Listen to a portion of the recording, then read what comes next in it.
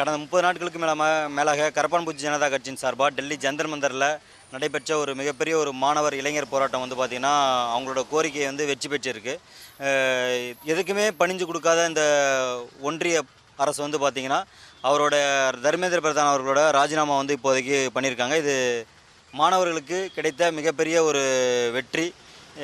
கண்டிப்பாக இந்த மாணவர்களோட வெற்றி வந்து தொடரும் அடுத்தடுத்து.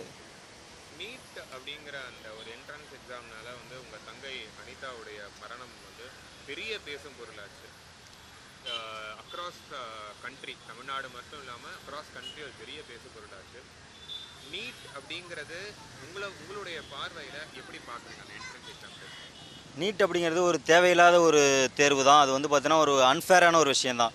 இப்போ நம்ம இந்தியா லெவலில் எடுத்துக்கிட்டோம் அப்படின்னு பார்த்தீங்கன்னா, ஒரு டெல்லியில் படிக்கிற ஒரு மாணவனும் அஸ்ஸாமில் படிக்கிற ஒரு மாணவனுக்கும் சமமான வாய்ப்புகள் கிடையாது, சமமான கற்றல் வாய்ப்புகள் கிடையாது, சமமான கல்வி முறைகள் கிடையாது, நிறைய பாடத்திட்டங்கள் இருக்குது. அப்படி இருக்கிற சமயத்தில் நீட் மாதிரியான ஒரு தேர்வு வந்து பார்த்திங்கன்னா கோச்சிங் கிளாஸஸை நம்பி கோச்சிங் கிளாஸஸ்க்கு லட்சக்கணக்கில் செலவு பண்ணுற ஒரு மாணவர்களுக்கான ஒரு தேர்வு முறையாக தான் இருக்கும். இது கல்வி மறுக்கப்பட்டவர்களுக்கு, பொருளாதார ரீதியாக பின்தங்கியவர்கள் வந்து பார்த்திங்கன்னா நீட் தேர்வில் காம்படிட் பண்ணி ஜெயிக்க முடியாது. அது மட்டும் கிடையாது, மாணவர்கள் வந்து எத்தனை ஆண்டுகள்னாலும் எழுதலாம்ங்கிற காரணத்தினால இவர்கள் ரிப்பீட்டர்ஸ் ரீரிப்பீட்டர்ஸ் அப்படின்னு சொல்லிட்டு இவங்க தொடர்ச்சியாக எழுதிக்கிட்டே இருப்பாங்க. புதுசாக எழுத வரவங்க 4 வருஷம் படித்தவங்க கூட போட்டி போடணும் அப்படின்னா ஆக்சுவலாக இவங்க ஆப்வியஸாக இவங்களும் வந்து பார்த்திங்கன்னா 4 வருஷம் படிக்க வேண்டிய சூழலுக்கு தள்ளப்படுறாங்க.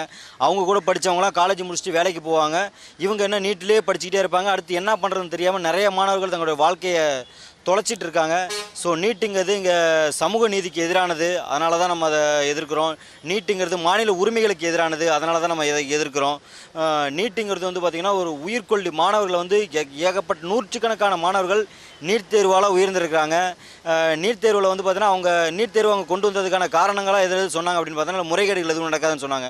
பட் இது என்னென்ன முறைகேடுகள் இருக்கோ அத்தனை முறைகேடுகள் நடந்துட்டு இருந்துச்சு. ஆள் மாறாட்டம் நடந்துச்சு, சீட் பிளாக்கிங் நடந்துச்சு, ஒரே சென்டரை சேர்ந்தவங்க ஏகப்பட்ட பேர் பாஸ் பண்ணாங்க. மார்க்ஸ் வந்து பார்த்திங்கன்னா ஒருத்தவங்க மைனஸ் மார்க்லாம் இருக்குது. 720 மைனஸ் ஆனிச்சு அப்படின்னு பார்த்தீங்கன்னா 715 மார்க்ஸ் வரும். இங்கே 717 மார்க்ஸ் 719 மார்க்ஸ்லாம் வாய்ப்பே கிடையாது. ஸோ அந்த மாதிரியான கிரேஸ் மார்க்ஸ் கொடுத்தன்ற பேரில் பண்ணுறது. ஸோ இதை மாதிரி தொடர்ச்சியாக ஒரு முறைகேடுகளோட மொத்த உருவமாக இருந்துச்சு. அதை வந்து பார்த்திங்கன்னா இந்தியா மாதிரியான மிகப்பெரிய நாட்டில் 25 லட்சம் மாணவர்கள் எழுதுகிற தேர்வில் ஒரு சின்ன தவறு நடந்தால் கூட 25 லட்சம் மாணவர்கள் வந்து பாதிக்கப்படுறாங்க.